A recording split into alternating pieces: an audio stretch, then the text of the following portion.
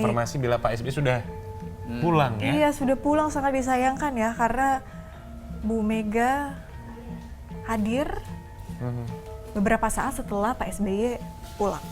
Iya.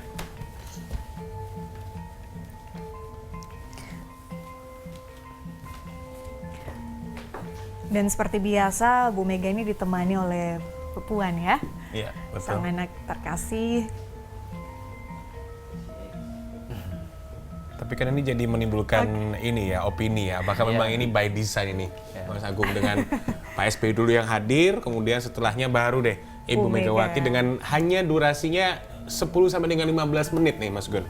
Padahal tentu seperti saya sampaikan tadi, kita berharap sekali sebenarnya ya, ada momentum-momentum pertemuan tokoh-tokoh bangsa, mantan presiden gitu ya, yang kemudian ini suasana informal sebenarnya kan. Kenapa? Karena acara resepsi ya, syukuran ya, pernikahan Kaisang ya sama Erina itu bisa kemudian menjembatani lah titik-titik simpul. Kan mereka tokoh-tokoh yang punya banyak pengikut.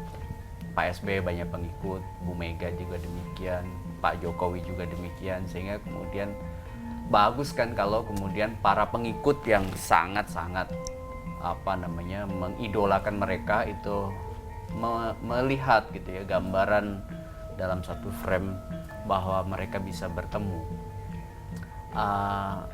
Terakhir seingat saya kalau nggak salah itu 2018 ya, tolong saya koreksi kalau saya salah ya, tapi mudah-mudahan aja ada momen ke depan ya yang kemudian bisa mempertemukan mereka lagi ya.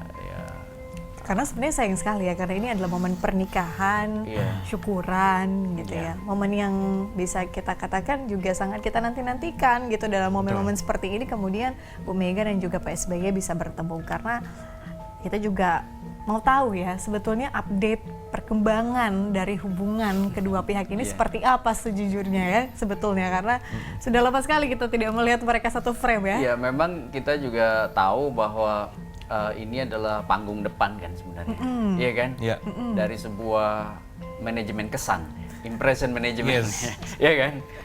Nah, jadi momentum panggung depan ini kan sebenarnya hanya hal-hal yang bisa dilihat oleh publik, dan bagaimana urusan bandul politik mereka, hati mereka itu mereka sendiri yang tahu. Yakinlah bahwa Pak SBY dan Bu Mega akan punya alur politik yang berbeda, dan dalam banyak hal ke depan, terutama momentum jelang 2024, pasti partainya Pak SBY akan banyak sekali mungkin berbenturan dengan partainya Bu Mega.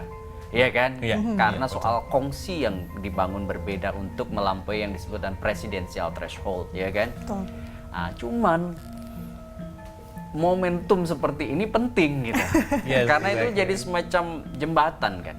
Jembatan yang ditonton, dilihat oleh publik. Nah, Bu Mega, kita bersyukur ya, beliau masih sehat dan salah satu pemimpin bangsa juga kan, yang mudah-mudahan kita doakan selalu sehat dan memberi inspirasi ke banyak orang lah gitu.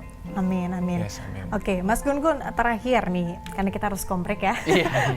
Jadi bagaimana mengaitkan, tadi pertanyaan saya sebelumnya, bagaimana mengaitkan politik dan juga budaya ini nih yang kita bicarakan dari tadi ini. Bagaimana? Ini ada persamaannya atau bagaimana menyatukan ini? Sangat ya, karena gini, budaya itu kan ada material culture, ada immaterial culture, ya kan? Ada hal-hal yang sifatnya fisik ya, seperti misalnya artefak, candi, macam-macam itu peninggalan budaya, dan itu dari generasi ke generasi kita harus apresiasi. Ada yang immaterial culture, seperti misalnya contohnya adalah pemikiran, gagasan. Politik itu kan soal cara, iya kan? Politik itu soal cara untuk kemudian membangun peradaban kekuasaan kita. Oleh karena itu saya sih melihat persinggungan politik dan kebudayaan itu jadi penting. Terlebih memasukkan aspek budaya. Kalau budaya